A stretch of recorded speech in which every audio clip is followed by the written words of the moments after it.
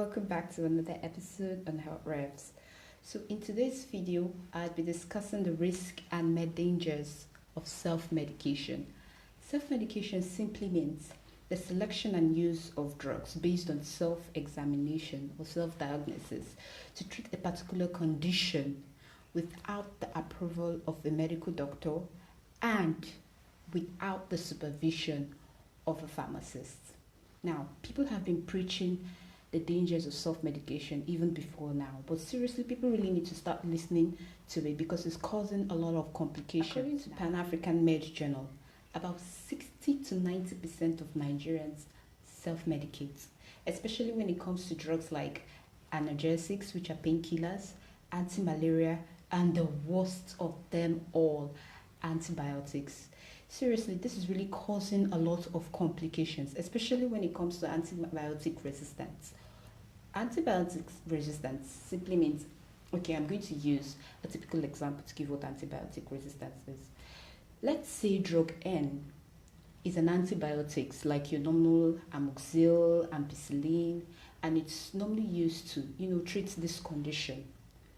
It's just an example to treat the condition. And because of misuse of antibiotic N, you get to find out that antibiotic N no longer treats the disease it was actually made for to treat. And it's causing a lot of problems because time comes when you have such infections like that and you would have limited number of antibiotics to use to treat those diseases, and it's terrible. And the aspect of self-medication is causing a global health concern. Like, people really need to start consulting their doctors or their pharmacists before taking any medication at all. We had a condition where I was working in a community pharmacy in Port Harcourt, and the woman walked up to the pharmacist and said she wanted to get a drug. The pharmacist asked her the name of the drug, so I think what she did was to bring out the packet to show the pharmacist. While he was looking at it, he asked her some questions which she was able to answer, and some it was just mostly vague responses. So he got to understand that she didn't even know the essence of the drug she was taking. And then he asked her what was her condition. Unfortunately, what she wanted to use that drug for was not something that would help her condition. So what he did was just advise her and told her that drug wouldn't do what she wanted the drug to do for her. So now we need to understand that there are some reasons why self-medication is bad, and I'm going to give you 5 good reasons why self-medication is actually dangerous. Like in this story I gave now, firstly, you could be using drugs to mask up the disease and really underlying condition. You could be using it to hide a condition that you're actually having. It turned out that this woman actually had ulcer. Like, why would you be coming to take a drug that it's not meant for ulcer? I don't know her story. I don't know how she even came about the name of the drug or why she was even taking, or maybe she didn't want to explain to the pharmacist why she was taking that drug in the first place. Secondly, your condition may not be, or your condition may not need that particular drug that you're going for because of some interactions. Now, if you have people that have conditions that are diabetics or hypertensive patients, you will notice that there are some drugs that they cannot take or they are not allowed to take because of some certain underlying conditions which they may be having. And that is one of the problems when you self-medicate, because you need the guidance of your doctor and definitely the counseling of your pharmacist to tell you that, okay, this is why you shouldn't take this one because of this diabetes, or this is why you shouldn't take this one because of this kidney problem you're having. Thirdly, you may be on some drug that could interact with the other drug that you are about to take. Now, drug interaction is another problem why you need to consult your doctor or your pharmacist. You may be taking a drug. I've heard some people walk up to a pharmacist I was working with and they were like, oh, this drug you actually asked me to take the other time, it didn't work for me, it didn't do anything for me. I even had to stop taking the medicine. What the pharmacist did was ask the lady, okay, what other drugs do you normally take? And it turns out that she has a condition which she was taking a particular drug for, and Pharmacist was like, you didn't even mention this to me. You didn't even tell me this. And she was like, oh, sorry. In fact, the whole talk just ended where it ended. And I was so happy they were able to resolve the issue and come up with another drug, which she's taking now, and it's definitely working for her. So people really need to stop self-medicating. You could be taking a drug that is interacting with the one you're using to self-medicate, and at the end of the day, you'll be like, this drug is not working. And the bad aspect of these things that people do, they don't know that self-medication could lead to adverse drug reactions, whereby you could be using a drug to treat a particular condition, and on the long run you start developing another condition due to the adverse effects of those drugs. Now those drugs are actually made, they're actually prepared to treat a condition, but we should not forget that these are chemicals. These drugs are chemicals in one way or the other, and the long term you use them, the long term complications you are building up for yourself. That is why you need to see a physician or take drugs under the supervision of a pharmacist, so that you do not get and generate more complications for yourself than the one you already have. Secondly, we have drug addiction. Now, this is a major problem, especially among youths in Nigeria. It's bad.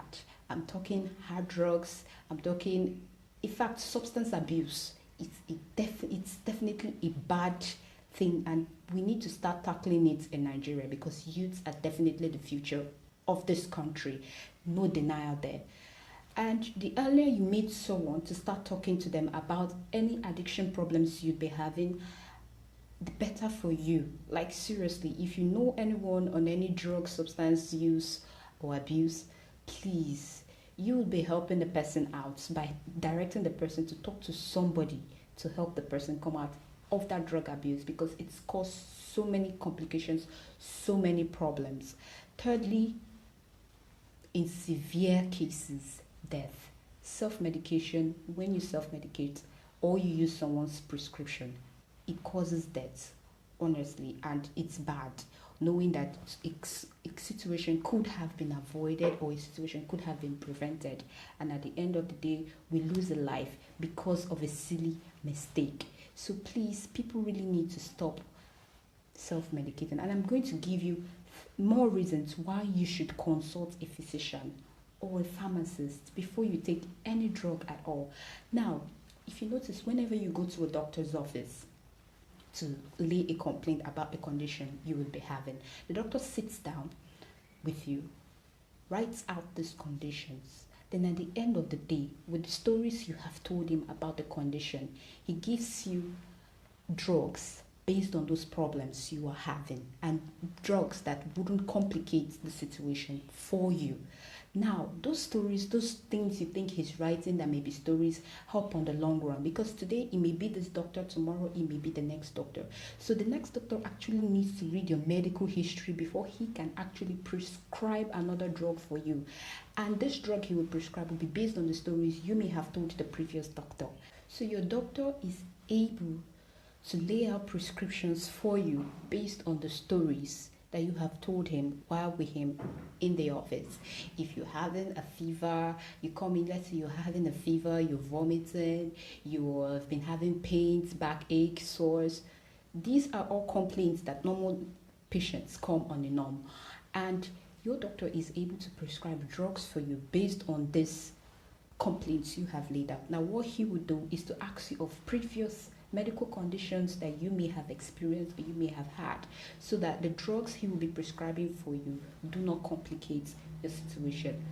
Now, this is the part I'm most proud of, why you need to take your drugs under the supervision of a pharmacist. Now, if you've walked into any pharmacy stores and you bring in a prescription, normally what they will do is they will get it for you because these drugs are being prescribed by a doctor. But let me tell you one relationship your pharmacist have with you that your doctor doesn't. What your pharmacist does is what we call therapeutic monitoring.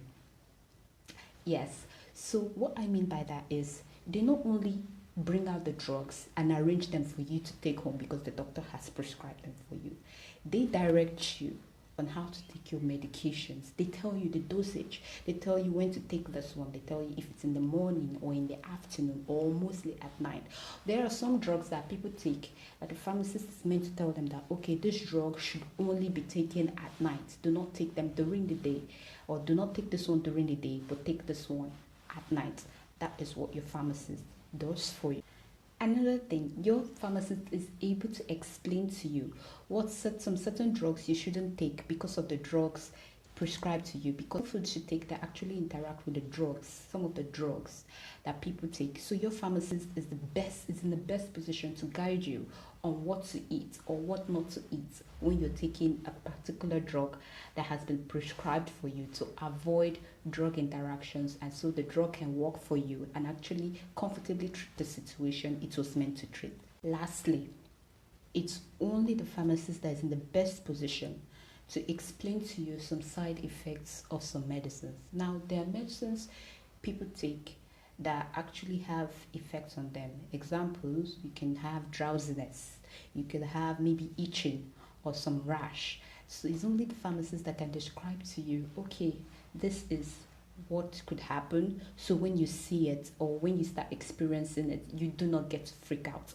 to tell you that it's normal with the drug that you're actually taking. So you don't start running to another doctor. I took this one and the next thing I started having this one. So it's your pharmacist that has that time, that patience, and that confidence to explain these things to you. So please, please, and please, I'm begging people out there, because self-medication is causing a huge risk in the lives of so many people and in so many parts of the world. We all need to wake up, sit up.